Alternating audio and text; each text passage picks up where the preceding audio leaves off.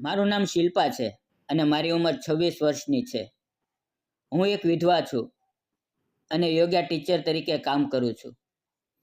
મારા લગ્નને હજી એક વર્ષ જ થયું હતું કે અચાનક મારા પતિનું એક્સિડન્ટમાં અવસાન થઈ ગયું. મિત્રો, મારા પર દુઃખનો ડુંગર તૂટી પડ્યો. લગ્નને એક વર્ષ પણ પૂરું ન થયું હોય અને આવી મોટી ઘટના બનવી. હું ખૂબ જ તૂટી ગઈ.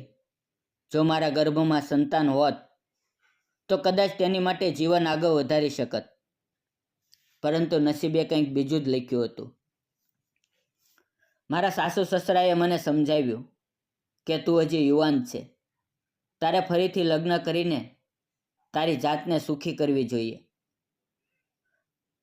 અમે તને કોઈ બંધારણમાં નહીં બાંધીએ. મિત્રો, આ વાર્તા સંપૂર્ણ કાલ્પનિક છે અને ફક્ત મનોરંજન અને શૈક્ષણિક હેતુ માટે બનાવવામાં આવેલી છે. આમાં દર્શાવેલા પાત્રો, સ્થળો અને ઘટનાઓ કલ્પિત છે. આ વિડિયાનો હેતુ માત્ર દર્શકોને સમાજમાં સંબંધો, સમજણ અને જીવનની નવી શરૂઆત અંગે પ્રેરણા આપવાનો છે. અહીંયા કોઈ પણ પ્રકારની અશ્લીલ, અપમાનજનક કે ગેરકાયદેસર બાબત દર્શાવવામાં આવી નથી. તો મિત્રો, ચાલો રસપ્રદ કહાની શરૂ કરીએ. તો મિત્રો, વાત એમ હતી કે મારા પતિના મૃત્યુ પછી હું થોડા સમય માયકામાં રહી. મનનું ભારણ ઓછું કરવા માટે મેં યોગા ક્લાસ શરૂ કર્યા. ધીમે ધીમે ઘણા બાળકો અને યુવાનો મારી પાસે આવવા લાગ્યા. યોગા મારી માટે માત્ર રોજગાર નહીં, પરંતુ મારા મન અને શરીરને શાંત રાખવાનું સાધન બની ગયું. એક દિવસ મારી ક્લાસમાં એક નાની બાળકી આવી. તેની ઉંમર લગભગ 8-9 વર્ષની હશે. તેનું નામ શિવાની હતું. તે ખૂબ જ મીઠી અને માસૂમ હતી. શિવાનીને તેના પિતા ક્લાસમાં લેવા મૂકવા આવતા. તેમના પિતા કેશવ લગભગ 29-30 વર્ષના હશે અને દેખાવમાં ખૂબ જ હેન્ડસમ અને સંસ્કારી લાગતા હતા. તેણે મારા ઘરે આવીને કહ્યું, મારી દીકરીને યોગા શીખવા છે. મેં તેમને સમજાવ્યું કે કાલથી ક્લાસમાં મોકલી દો. પછીથી શિવાની રોજ આવવા લાગી અને ધીમે ધીમે મારી અને શિવાની વચ્ચે ખૂબ સારો સંબંધ બની ગયો. તેના પિતા પણ ક્યારેક તેને લેવા આવતા ત્યારે મારી સાથે વાતચીત કરતા અને હંમેશા સ્મિત સાથે બોલતા. ધીરે ધીરે મારી અંદર કેશવ માટે માન અને આદર વધવા લાગ્યો. એક દિવસ જ્યારે બધા વિદ્યાર્થીઓ ક્લાસમાંથી જતા રહ્યા હતા, શિવાની મારી સાથે રહી ગઈ.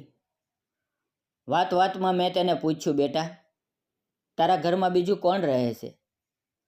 તેણે માસૂમતાથી કહ્યું, હું અને મારા પપ્પા.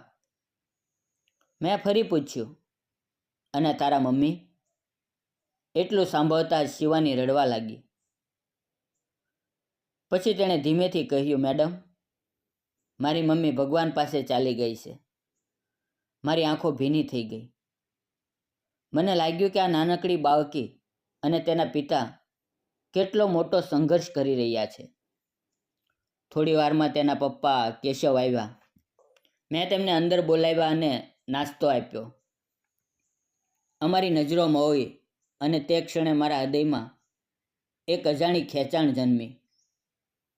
વાત કરતાં કરતાં મેં તેમને મારા જીવનની વાત કરી કે કેવી રીતે મારા લગ્નને એક વર્ષમાં મારા પતિનું અવસાન થયું. મારી વાત સાંભળી કેશવ થોડો ચૂપ રહ્યા.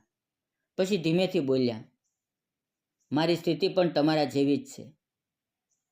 મારી પત્ની પણ હવે નથી. હું અને મારી દીકરી જ છીએ. એક ક્ષણે અમારા મન વચ્ચે એક અજાણી સમજણ થઈ ગઈ. એક દિવસ કેશવે મને કહ્યું, શું તમે અમારી સાથે બહાર ફરવા આવશો? હું અને શિવાની બગીચામાં જઈ રહ્યા છીએ અને પછી કદાચ ફિલ્મ પણ જોવાની છે. મેં થોડું વિચાર્યું અને હા પાડી. અમે ગાર્ડનમાં ગયા, ખૂબ મજા કરી. પછી ફિલ્મ જોવા ગયા. ફિલ્મમાં એક સુંદર પ્રેમ કથા હતી. કેટલીક જગ્યા પર આંખોમાં આંસુ આવી ગયા, કેટલીક જગ્યા પર દિલ ધબકવા લાગ્યું. ઘણીવાર અમારી નજરોમાં હોય. ફિલ્મ પૂરી થયા પછી ઘરે પાછા આવ્યા, પરંતુ એ રાતે મને ઊંઘ ન આવી. આખી રાત કેશવનો ચહેરો મારી આંખો સામે ફરતો રહ્યો. હવે ધીરે ધીરે કેશવ અને મારી વચ્ચે નિકટતા વધતી ગઈ. એક દિવસ કેશવે કહ્યું, ચાલો આપણે 2 દિવસ ફરવા માટે મહાબલેશ્વર જઈએ. મેં મંજૂરી આપી. અમે મહાબલેશ્વર ગયા, ત્યાંના સ્થળો જોયા, ખૂબ મજા કરી. આખો દિવસ ફેર્યા પછી અમે હોટલમાં રોકાયા. શિવાની તો સાવ થાકી ગઈ હતી અને ઊંઘી ગઈ, પરંતુ હું અને કેશવ બંનેને ઊંઘ આવતી નહોતી. અમારી નજરો વારંવાર મોઈ રહી હતી. ધીમે ધીમે વાત કરતાં કરતાં કેશવ મારી પાસે આવીને બેઠા. અમે એકબીજાના હાથ પકડીને શાંતિથી બેઠા રહ્યા. એક ક્ષણે અમને સમજાયું કે અમે એકબીજાના દુઃખ અને એકલતાને સમજવા લાગ્યા છીએ.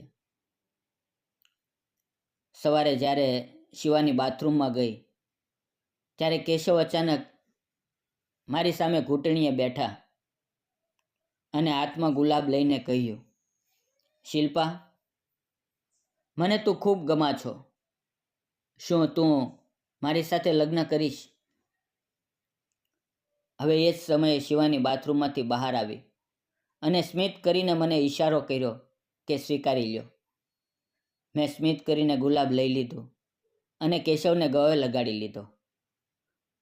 અમે ત્રણેય ખૂબ ખુશ થઈ ગયા. થોડા દિવસ પછી અમારા લગ્ન થઈ ગયા અને હું શિવાની અને કેશવની સાથે રહેવા લાગી. ઘરમાં ફરીથી ખુશીઓ આવી ગઈ. થોડા સમયમાં હું ગર્ભવતી થઈ અને એક સુંદર પુત્રને જન્મ આપ્યો. શિવાનીને ભાઈ મળી ગયો અને મને સારો પતિ, અને મારી જિંદગી ફરીથી રંગીન બની ગઈ. મિત્રો, તમે શું માનો છો? શું મેં કેશવ સાથે લગ્ન કરવાનો નિર્ણય સાચો કર્યો?